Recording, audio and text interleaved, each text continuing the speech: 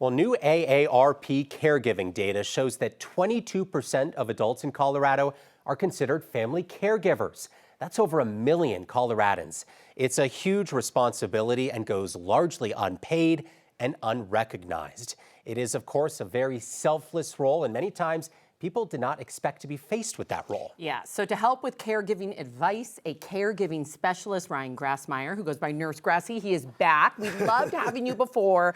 And just full disclosure, I've known Ryan for years. You are one of the finest humans I know. Stop it. Wow. It's true. No, keep going. Keep going. It only makes sense that you would become a caregiver because you're so selfless. So I love people. I believe that. So first and foremost, why don't you tell the viewers, like, what typically, in case they don't know, is expected of a caregiver?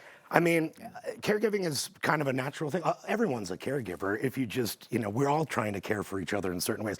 But when it comes to a professional caregiver, we're doing a lot of activities of daily life stuff where we're doing personal care. We're doing a lot of clothing and bathing and things like that, home care, laundry, cleaning, cooking, and then healthcare management. We do a lot of making sure people are on top of their medication. We're not allowed to, give medication, but you want to remind the patients to take it, and taking them to and from appointments and things like that, and tailoring it to their specific needs.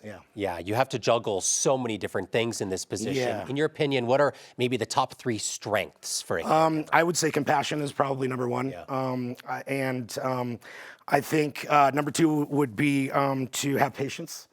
It's tough. And 3, I think, would be encouragement. Interesting. Yeah, encouragement is what I would really like to do, because a lot of people are stuck in their world.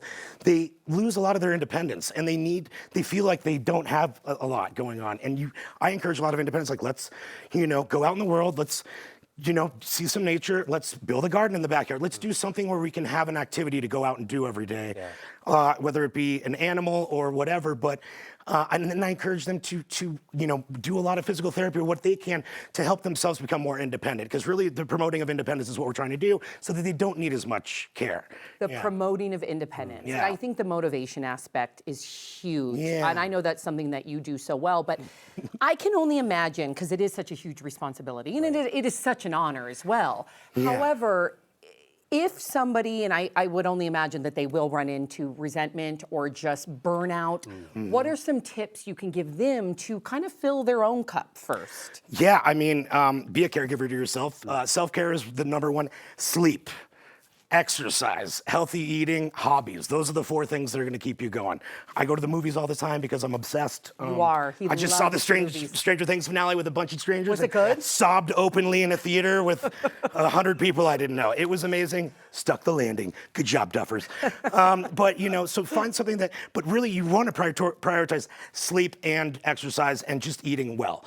Okay. It's going to make everything better in your mind. And finding ways to be able to get that on your own by asking for help from others. You want to be able to, So delegating. Yeah.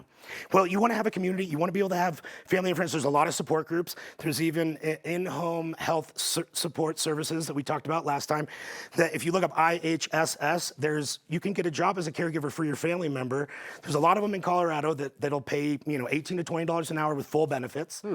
And then you can get on a schedule with other caregivers so you can have your own time, because really what the resentment comes from is losing out on your own time and missing out on your own appointments that you've set and you have for other people's appointments. That's when the snowball starts rolling. That makes sense. Yeah. Is it also critical to think of it as a job? Yeah, I mean, it really is. But, when you're working with your family, there is that line that's going to be totally blurred. Right.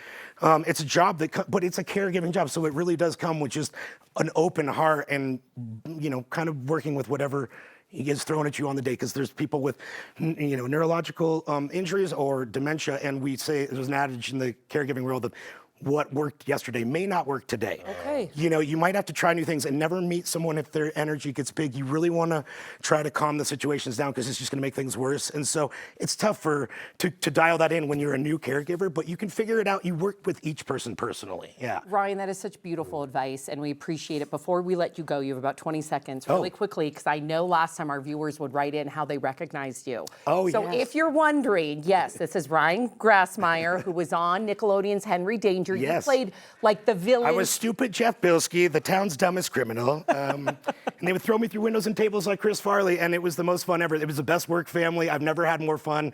The kid actors were great. The crew was amazing. You know, my nephew and niece are obsessed with I you. mean, They yes. were Amazing. obsessed with his character. But I love He's fun. what you're doing now. So, Yeah. Nurse Grassie, we appreciate you. Well, you know, it's never too late to start over. Yeah, that's terrific.